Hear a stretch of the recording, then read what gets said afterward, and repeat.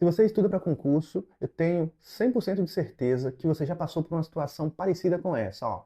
Definiu o que ia estudar, a hora chegou e você está fazendo qualquer outra coisa, exceto aquilo que você disse que ia fazer em relação ao seu concurso. E aí você está arrumando guarda-roupa, aí você está lavando louça, aí você está aguando a planta, tudo, menos o que você disse que ia fazer. Ao mesmo tempo, no fundo da sua consciência tem uma vozinha te dizendo: seu concorrente agora está se preparando, você está aqui enrolando. Bom, eu sou Herbert, sou psicólogo, trabalho todo santo dia com gente travada exatamente onde você está agora. E esse não é mais um vídeo sobre motivação não, tá? Porque motivação sozinha não aprova ninguém. Eu vou te mostrar coisas que eu garanto você não viu em nenhum outro lugar.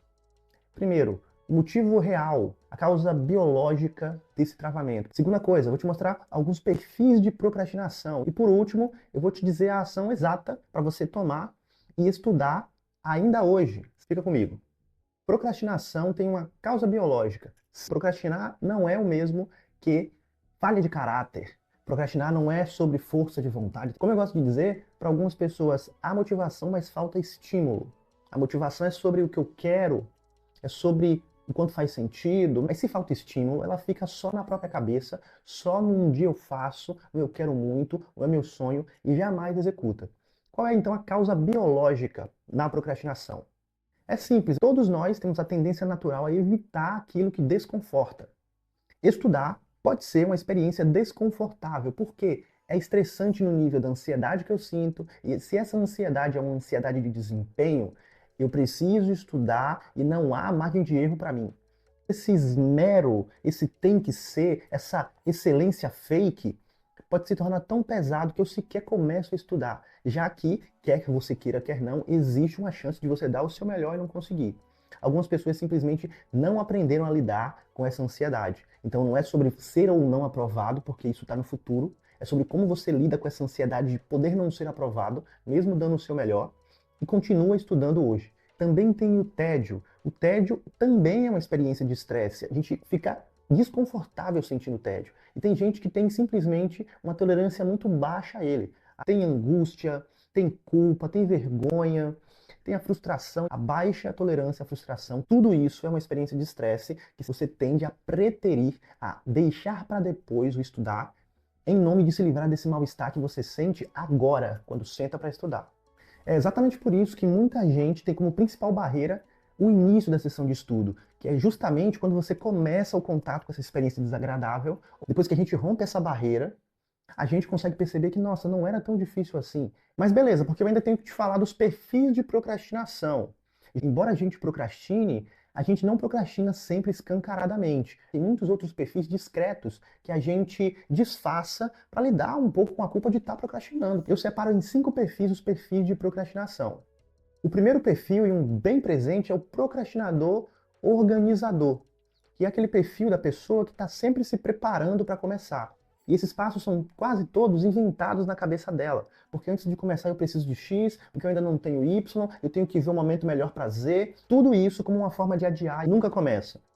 Segundo perfil, o procrastinador produtivo, que é esse que preenche o momento que ele ia fazer a tarefa, ele está preenchendo aquele espaço daquela tarefa com outras demandas. Então, de novo, ele vai lavar a louça, ela vai arrumar a gaveta das meias, vai pintar a casa. Já tive gente na mentoria comigo dizendo: Herbert, quando deu a hora de estudar, eu pintei a casa, que estava pendente, mas eu não estudei. E o produtivo faz coisas produtivas, sim, mas não aquilo que era mais produtivo para aquele momento. Existe também o perfil do procrastinador hedonista.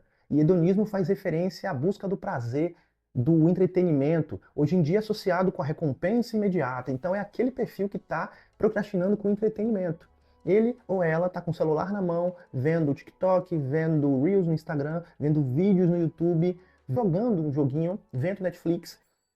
E aí tem o penúltimo perfil, que é o perfil do procrastinador por amor. Ele é um perfil que consegue encontrar prazer e contentamento no adiamento. Talvez seja aquela pessoa que tem uma facilidade de dar conta das demandas, aprendeu com a escola de que ele parece não precisar de tanto tempo para fazer as coisas. E quando a gente fala de concurso, precisa haver constância porque o volume de material é monstruoso. Então esse hábito que o procrastinador por amor, que até encontra contentamento e prazer na adrenalina e deixar para a última hora. Esses hábitos não funcionam ou tendem a não funcionar. E aí tem o último perfil, que é o procrastinador evitador. Eu deixei ele por último porque ele está na base de todos os outros, estão todos tentando evitar se sentir desconfortável. Só que o evitador, ele trava diante da tarefa. Eu poderia chamá-lo de procrastinador paralisado, congelado, porque ele simplesmente trava. É aquela pessoa que, ok, eu tô aqui, eu já procrastinei demais, eu não vou procrastinar agora, mas ao mesmo tempo ela simplesmente não consegue prestar atenção no conteúdo e tá ali tentando ler a primeira página do edital 15 vezes já e volta do início, não vai, parece que tem um bloqueio. Eu vou dar uma dica geral que vai servir para todos eles, mas quero muito saber de você. Qual perfil você se identifica? Me conta aqui embaixo. E agora minha missão é te entregar uma ação prática para te dizer exatamente o que fazer para estar estudando ainda hoje. Para conseguir fazer isso, eu preciso que você entenda uma coisa. Não falhar não é a única forma de medir a constância de alguém nos estudos. Eu quero te desafiar a passar a ver sua constância de outro jeito. De que jeito, Herbert? Quão rápido você volta depois que você falha? Quão rápido? Quanto tempo você demora para voltar? Você volta no dia seguinte? Você é capaz de voltar no mesmo dia quando não deu para estudar de manhã? E quão rápido você consegue voltar? E veja, tem um detalhe. Para você conseguir voltar rápido, você tem que exercitar o que eu chamo de humildade. A humildade é uma flexibilidade com suas próprias expectativas em relação a você. A pessoa humilde, a pessoa flexível, ela estuda mais do que quem é rígido. E se passou amanhã e não deu para estudar, já era. Só amanhã, próximo dia. Não, não. Se você consegue voltar no mesmo dia, nem que seja para fazer um quarto daquele tempo, meia hora, você está em melhores lençóis em relação a ser constante nos estudos do que a pessoa rígida que só estuda se for do jeito certo. A pessoa que é aprovada no concurso não é a que falhou menos, é a que voltou mais rápido. A pessoa que foi aprovada no concurso voltou e voltou várias vezes, então ela se tornou boa em voltar. Esse é o macete. Presta atenção. O que você precisa não é de motivação, você precisa de estímulo no seu contexto para engatilhar a sua ação. Então eu tenho uma missão para você em uma pergunta. O quanto você consegue diminuir sua expectativa, a sua meta de estudo, para você ser capaz de executar ela hoje? Reduzir essas 3 horas para 45 minutos. Reduzir para meia hora. Aprenda a estar lá primeiro. Antes de pensar na performance de render horas líquidas, você tem que aprender a estar lá. Sentar a bunda na cadeira e estudar. E eu estou falando de ser radicalmente humilde. De 10 minutos, de 15 minutos. Será mesmo que você não consegue garantir, se você realmente quiser e for humilde desse jeito, que você não consegue estudar hoje?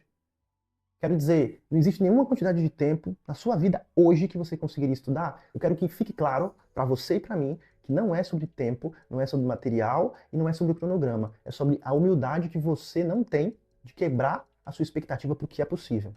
E eu quero te ajudar com isso. Eu falei do Guia Senta e Estuda, e se você quiser uma ajuda do Herbert, é assim, através da tela, te dizendo passo a passo como você faz isso. Conheça o Guia Senta e Estuda que está aqui embaixo na descrição. Ele é um guia prático focado em ajudar você a superar a barreira de início, começar qualquer sessão de estudos em menos de 5 minutos. Fechado? Espero que isso tenha sido mais do que inspirador, ativador para você, que seja um gatilho. Eu não quero que esse vídeo te diga coisas boas e te deixe se sentindo legalzinho. Eu quero que ele seja um vai, executa. Terminou? Executa. Se inscreve aqui nesse canal, porque aqui nós temos vídeos falando da psicologia e da questão emocional por detrás da rotina de estudo. Abraçaço!